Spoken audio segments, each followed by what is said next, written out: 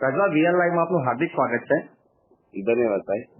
રજવા, અત્યારે જે નવરાત્રીમાં જે દ્રશ્યો સામે આવી રહ્યા છે સોશિયલ મીડિયામાં, જે આજકાલની યુવાન પેઢીઓ છે જે માતાજીની ઉપાસનાના સમયમાં અશ્લીલ હરકતો કરતા જોવા મળે છે, આપ આ મામલે શું વિચારી રહ્યા છો, શું કહેશો આપ?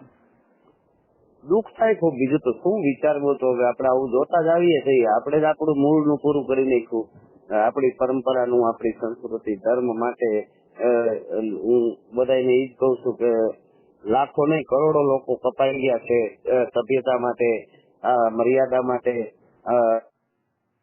બદલે અટાણે એક કોઈ બેન દીકરીને જોવાના માટે માગણી કરે કે એને મારે જોઈ છે, તો એના માટે યુદ્ધ થયા છે, એવા ઇતિહાસો છે આપણા. અને ગામના ગામ, કુટુંબના કુટુંબ કપાઈ ગયા હોય ને અત્યારે ફાવે એમ અંગપ્રદર્શન કરવા. અને એ નવરાત્રી ઉપાસનાના દિવસો એ વેતાને જો એનો આડ લઈને બહુ જૂનો સરસ ગુહો છે અમારો, કામમાં ઊંડા કરવા અને લઈ ધર્મના નામ એ નથી મોતના ઠામ હાથું હોરઠીઓ ભણે. એટલે ધર્મના નામે કરે ને એ બહુ ખરાબ છે. પરમિશન છે ને લે છે ગરબાની, માતાજીના, અને એમાં આવું થાય એટલે બહુ દુઃખ થાય છે ભાઈ.